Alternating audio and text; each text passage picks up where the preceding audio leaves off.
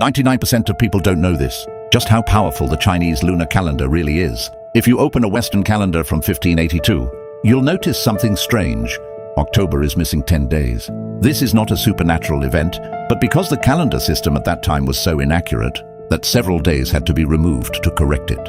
Meanwhile, during the same period, the ancient Chinese lunar calendar had an error of less than half an hour over a century.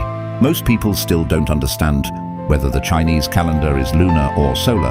The answer is, it is neither purely lunar nor purely solar, but a rare lunisolar calendar.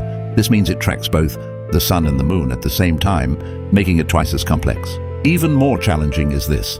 The moon takes 29.53 days to orbit the Earth once, and the Earth takes 365.242 days to orbit the sun. These two cycles can never perfectly divide each other.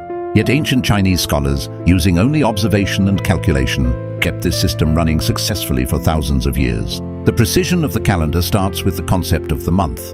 First comes Shuo, the moment when the moon is positioned between the Earth and the sun, making it invisible from Earth. Ancient people defined this invisible day as the first day of the month. A lunar month averages 29.53 days, so the calendar alternates between 30-day months and 29-day months. To stay aligned, this ensures that the first day of every month always falls on a day when the moon cannot be seen. This alone is already an incredibly precise design, but the real problem was still ahead.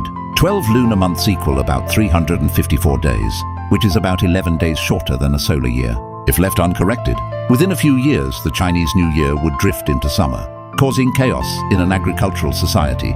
So what was the solution? The ancient Chinese response was simple but genius: the leap month. The rule follows a 19-year cycle in which 7 extra months are inserted. This brings the calculation almost perfectly in sync, with an error of only a few hours. You may have noticed that in some cases at age 19, your lunar and solar birthdays coincide. This is not a coincidence. It is the result of calculations designed thousands of years ago. But where exactly is this leap month inserted? It cannot be placed randomly, otherwise the entire seasonal cycle would break. This is where the 24 solar terms come in. Many people think these belong to the lunar system, but in fact they are purely solar. Ancient scholars divided the sun's orbit into 24 segments, one solar term every 15 degrees. Among them, the equinoxes and solstices are the most important. The interval between two major solar terms is about 30.5 days, while a lunar month is only 29.5 days. So sometimes a month fails to reach a key solar term. Any month that does not contain a major solar term is designated as a leap month. This is why in 2025 there is a leap June. It follows exactly this rule. This system acts like an automatic correction program, running continuously for thousands of years without stopping. If you think this is already impressive, you still underestimate ancient Chinese astronomy. During the northern and southern dynasties, a 33-year-old genius emerged, Zhu Chongzhi. In 462 AD, he proposed the Daming calendar. He was the first to introduce the concept of Earth's axial precession, the slow wobble of Earth's rotational axis. Because of this, seasonal points gradually shift over time. His calculation gave a year length of 365.2428 days. Modern atomic clock measurement, 365.2422 days. That means an error of less than 50 seconds per year. At the same time in Europe, the calendar error was about 11 minutes per year. Over centuries, this accumulated to the point where seasons were completely misaligned. Europe had to eventually reform its calendar system. And what did Zhu Chongzhi use for calculation? Not advanced instruments, just simple bamboo counting rods. With these, he achieved one of the most precise calendar systems in human history.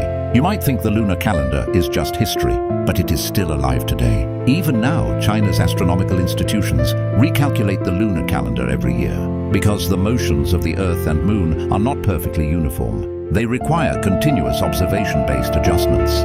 In 2017, the calculation rules of the Chinese calendar were officially standardized as a national standard. From ancient Sui Tang dynasty methods to modern astronomy today, this system has never stopped evolving. At the end of 2024, the Chinese New Year was recognized by UNESCO as an intangible cultural heritage of humanity.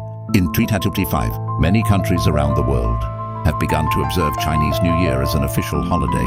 From Tokyo Tower to Dubai's Burj Khalifa, the world lights up in red during the festival. The lunar calendar is no longer just Chinese. It has become part of global culture. The lunar calendar is not magic. It survives because even today, every time you open your phone calendar, it is powered by thousands of years of precise mathematics and observation. I am Loki, and the next part will be even more shocking.